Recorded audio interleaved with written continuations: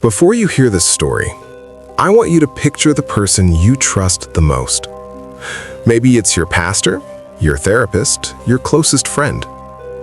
Now imagine that person quietly losing every dollar they have to a stranger they met online.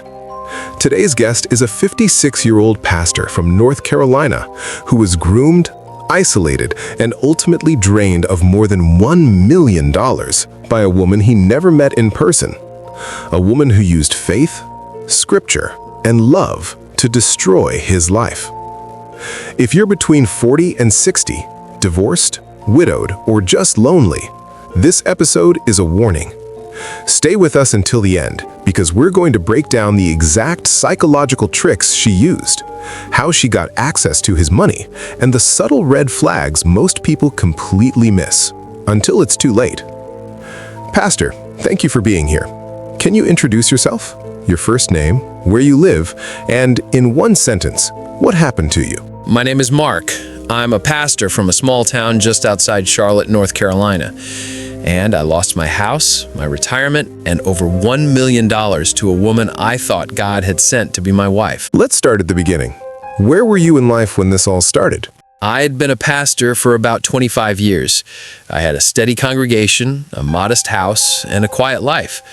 My wife passed away from cancer in 2018, and after that, I was just surviving. I preached, I visited hospital beds, I did counseling, but when I went home, the house was silent. So emotionally, you were vulnerable. Very. I wasn't looking for love, at least that's what I told myself, but I was lonely. The kids were grown, they had their own lives. One night, I saw a friend request on Facebook from a woman named Elena Grace. Profile picture of a beautiful woman in her late 30s, dark hair, warm smile. We had 3 mutual friends, church people, so I thought, okay, she must be real. How did the first contact happen? She messaged me, said she'd seen one of my online sermons that someone shared. She complimented my preaching, said my words helped her through a very dark season. From the beginning, she spoke my language, faith, pain, healing. What did she tell you about herself? She said she was a Christian entrepreneur, half American, half European, working overseas in real estate and humanitarian projects. She sent photos of herself at charity events, holding little kids in villages, standing next to church buildings. It all looked good. She said she traveled a lot, but planned to move back to the States soon. When did it start feeling romantic? Honestly, within a week. She called me man of God, told me she'd been praying for a husband who truly loved the Lord. She said she believed I was her answered prayer. When you've buried your wife and spent years alone, hearing that does something to you. I felt seen again. Let's talk about how it turned from romance into a scam. What was the first financial request? About a month in, she said she was in Turkey working on a property deal. She sent pictures of a construction site, contracts, investors in suits.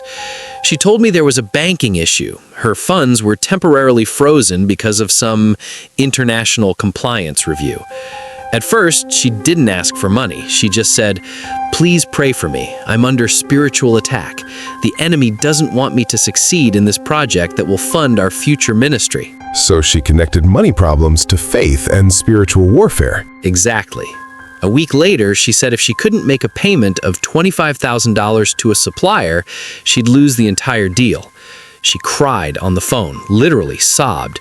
Told me she was ashamed to even ask, but she had no one else who understood God's calling on her life. What did she ask you to do, specifically? She said, "Mark, if you could lend it to me just for a short time, I'll wire it back with interest as soon as my account is unfrozen." She even showed me a screenshot of her supposed bank balance, a little over $2.4 million.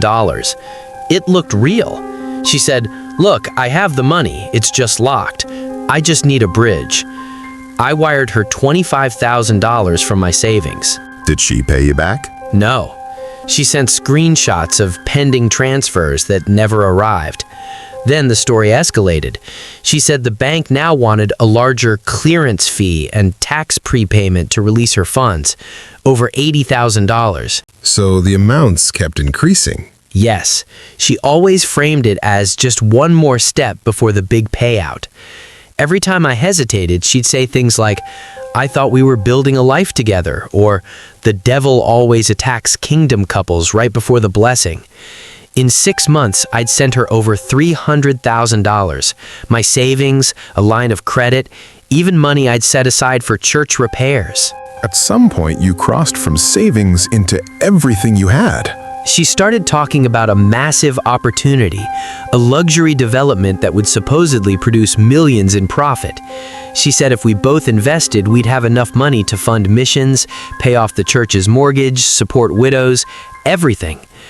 I liquidated my retirement account, about $600,000. I sold my house. I told my congregation I was downsizing for the sake of the ministry. In reality, I poured almost every dollar into Elena's deals. How much total did you send? Between wire transfers, crypto she convinced me to buy, and loans, just over $1.3 million. Did you ever see her on video? Never live. She claimed the internet connection overseas was unstable. She'd send pre-recorded clips, her reading verses, talking about our future.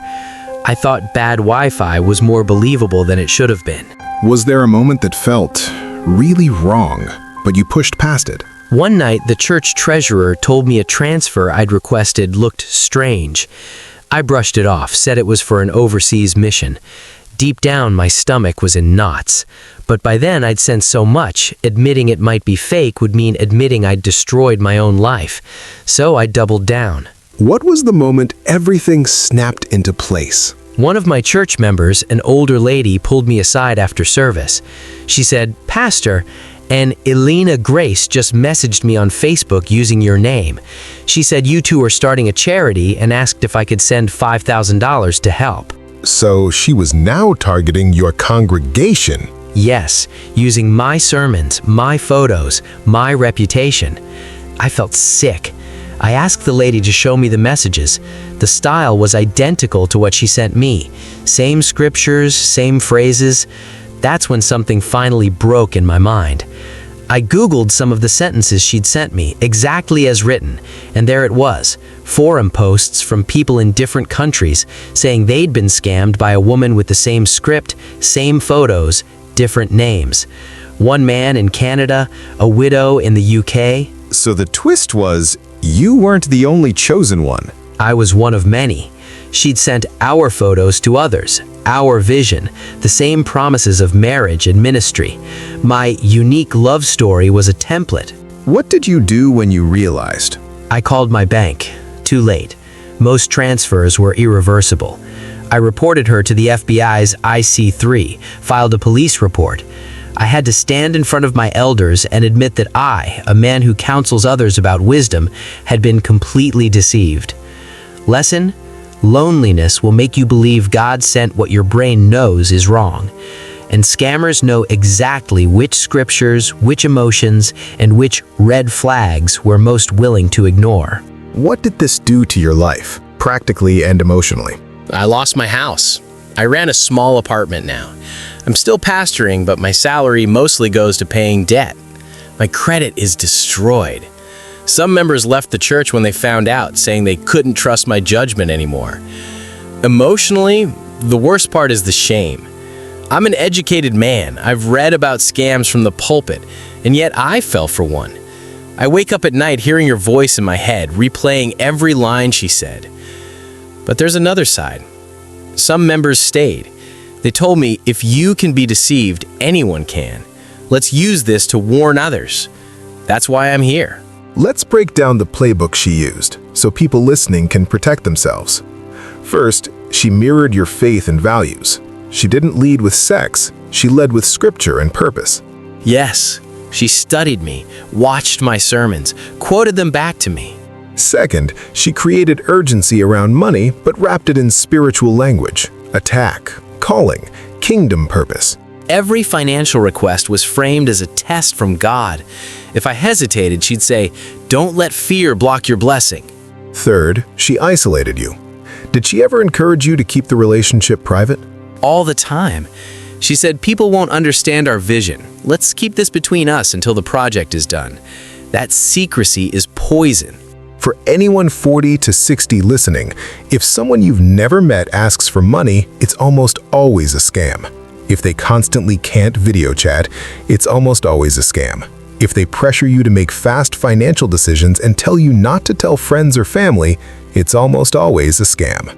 And if they sound too perfectly tailored to your wounds, your grief, your divorce, your faith, stop and ask someone outside the situation to look at it. If you're still with us, you now know how a beautiful stranger can take a grieving pastor and turn his faith, his loneliness, and his life savings into her personal ATM. Don't let Mark's story end with him. Share this episode with your parents, the widowed neighbor, the friend who just got divorced. The people who are most at risk rarely think they are. If you found value in this conversation, hit subscribe to the Romance Scam Podcast so you don't miss the next real story.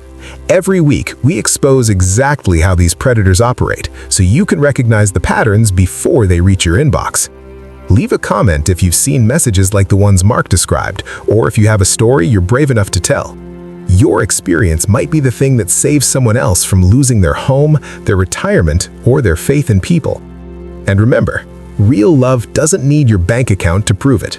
Stay safe, stay skeptical, and we'll see you in the next episode.